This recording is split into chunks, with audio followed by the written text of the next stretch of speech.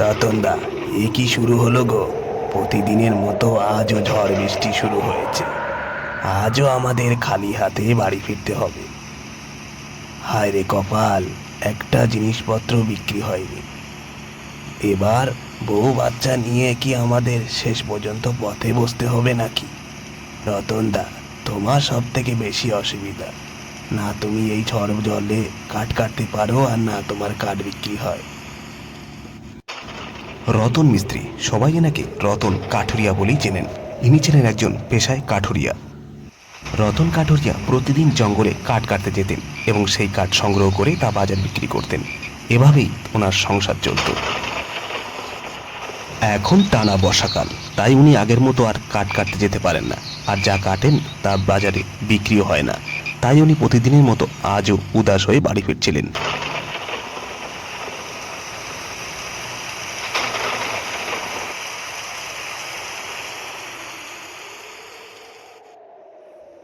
হায় রে কপাল, আজও তোমার একটাও কাঠ বিক্রি হলো না। ঘরে যা চাল আছে তা কালই শেষ হয়ে যাবে। আর কতদিন আমাদের একবেলা খেয়ে থাকতে হবে?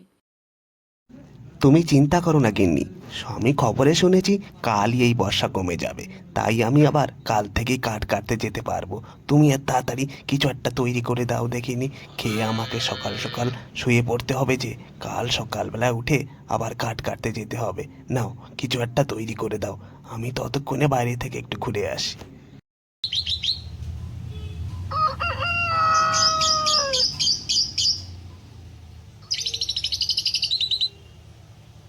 গিন্নি, ও গিন্নি, বাইরে পাখি ডাকছে, মনে হয় সকাল হয়ে গেছে। গিন্নি, ওঠো এবার। আজ দেখছি গিন্নির ঘুম ভাঙতেই চাইছে না। আর ঘুমোবেই না কেন? সারাদিন যা খাটাখাটনি করে, তাতে তো ঘুম পড়ারই কথা।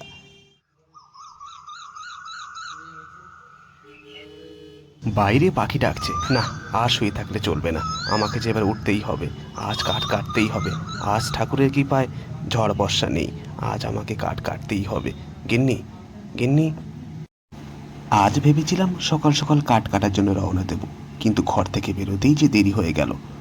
জঙ্গলও যে বেশ অনেকটা দূর, সকাল সকাল ফিরে আসতে পারলেই হয়। এই নাও, এই টিফিন বক্সে তোমার জন্য দুপুরের খাবার আছে। সময় মতো খেয়ে নেবে। আর জঙ্গলের বেশি ভেতরে যাবে না। সন্ধে নামার আগেই চলে আসবে। আমি তোমার জন্য অপেক্ষা করব। দুগ্গা দুগ্গা।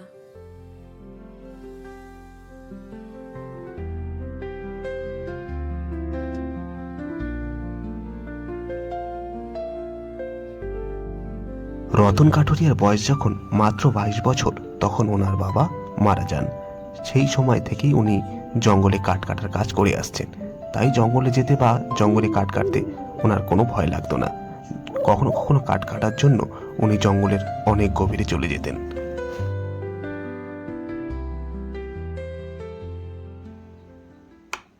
ছোটবেলা থেকেই রতন কাঠুরিয়া জঙ্গলকে ভীষণ ভালোবাসতেন। তাই তিনি জঙ্গলের কখনো কাঁচা গাছ কাটতেন না। তিনি সবসময় খুঁজে বের করতেন জঙ্গলের শুকনো মরা গাছ, এবং সেগুলোই সংগ্রহ করে তা বাজারে বিক্রি করতেন। এই কাঠের বোঝা নিয়ে আর যে চলতে পারি না। পা দুটো অবাস হয়ে গেছে। এই জায়গাটা ফাঁকা দেখছি। এখানে কাঠের বোঝাটা নামিয়ে একটু বিশ্রাম করে নি, তারপর আবার বাড়ির দিকে রওনা দেয়া যাবে। এখনো বেশ কিছুটা পথ বাকি। এদিকে চোখ দুটো যে জুড়িয়ে আসছে। প্রচণ্ড ক্লান্তির কারণে রতন কাঠুরিয়া বিশ্রাম নিতে নিতে ঘুমিয়ে পড়লেন। তারপর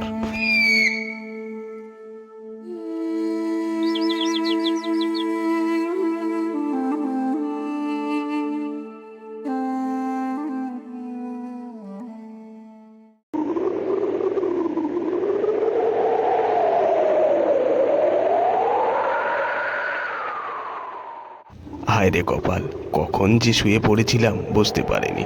এদিকে রাত হয়ে গেছে, আকাশে বিদ্যুৎ চমকাচ্ছে। ওদিকে আমার গিন্নি ঘরে একা কি করছে কে জানে। ভগবান, তুমি আমার গিন্নিকে রক্ষা করো। আকাশে বিদ্যুৎ চমকাচ্ছে, আবার যদি বৃষ্টি হয় তাহলে এই কাঠ আমি কালকে বাজারে বিক্রি করতে পারবো না।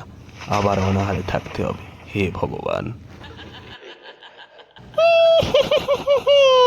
ঝড় উঠেছে, মেঘ ডাকছে, তোমার কথা যে ভীষণ মনে পড়ছে। আরে আরে আরে, এ যে দেখছি একটা মানুষ আসছে, দেখছি মেঘ না চাইতেই চাল, ওর এবার খাড়ে মাটকাবো। এই এই, কে রে তুই? এই ঝড় চলে কোথায় চলেছিস? এবার যে তোকে মরতে হবে। আমি যে তোর ঘাড় মটকে রক্ত খাবো, কতদিন মানুষের রক্ত খাইনি। তুমি আমাকে খেতে পারো, আমার কোনো আফসোস নেই, কিন্তু আমি ছাড়া আমার গিন্নির আর কেউ নেই। আমি যদি আজ বাড়ি না ফিরি তাহলে আমার গিন্নি হয়তো আমার শোকে মারাই যাবে। আমি একজন গরিব কাঠ বিক্রি করেই আমার সংসার চলে। এই যে কাঠ দেখছো, এই কাঠ আমি কাল বাজারে বিক্রি করতে যাব। যদি কাল আমি কাঠ বিক্রি না করতে পারি তো কালও আমাদের অনাহারে থাকতে হবে। একে কি কেউ জীবন বলে? এর থেকে ভালো যদি তুমি আমাকে খেয়ে নাও, তাহলে আমার কোনো আফসোস নেই। তবে আমার কথা দিতে হবে, যদি তুমি আমার গিন্নিকে দুবেলা দুমুঠো খেতে দিতে পারো তবে তুমি আমাকে খেতে পারো। সে কি রে, তোর কপালও আমার মতোই দেখছি। আমি যখন মানুষ ছিলাম আমারও ইনকাম ছিল না, খুব গরিব ছিলাম। আমি আমার গিন্নিকে ভীষণ ভালোবাসতাম, কিন্তু জানিস, বিনা চিকিৎসায় আমার গিন্নি মারা গেছে। অনেক কথা, কিন্তু তুই ভাবিস না, আমি যখন তোর সামনে এসে পড়েছি তখন তোর অবস্থা আমার মতো হতে দেব না। এই নে, এই থলেটা রাখ। এটা যে সে থলে নয়, এই থলেটা তুই তোর কাছে রাখবি। প্রতিদিন এই থলে থেকে তুই স্বর্ণ মুদ্রা পাবি, কিন্তু মনে রাখিস কখনো লোভ করবি না। যদি তুই লোভ করিস তাহলে এই থলে তোকে আর স্বর্ণ মুদ্রা দেবে না। যা, বাড়ি ফিরে যা, এই কাঠ এখানে রেখে যা, আর সুখে সংসার কর। একথা বলার পর সেই কঙ্কাল ভূত সেখান থেকে চলে যায় আর ধীরে ধীরে আকাশে কোথায় যেন মিলিয়ে যায়। কঙ্কাল ভূতের দেওয়া সেই থলেটা নিয়ে রতন খুড়ো বাড়ির দিকে রওনা দেয়, আর ভূতের কথা মতো সে সমস্ত পরিশ্রম করে কাটা কাঠ জঙ্গলেই রেখে আসেন। রতন কাঠুরিয়ার বাড়ি ফিরতে ফিরতে সকাল হয়ে যায়, আর রতন কাঠুরিয়া মনে মনে ভাবতে থাকে এবার থেকে তার গিন্নিকে আর কখনোই না খেয়ে থাকতে হবে না। অন্যদিকে রতন কাঠুরিয়া গিন্নি রতন কাঠুরিয়ার জন্য বাইরে দাঁড়িয়ে অপেক্ষা করছিলেন। রতন কাঠুরিয়া দূর থেকে তার গিন্নিকে দেখে তার সমস্ত দুশ্চিন্তা চলে যায় আর মন আনন্দে ভরে যায়।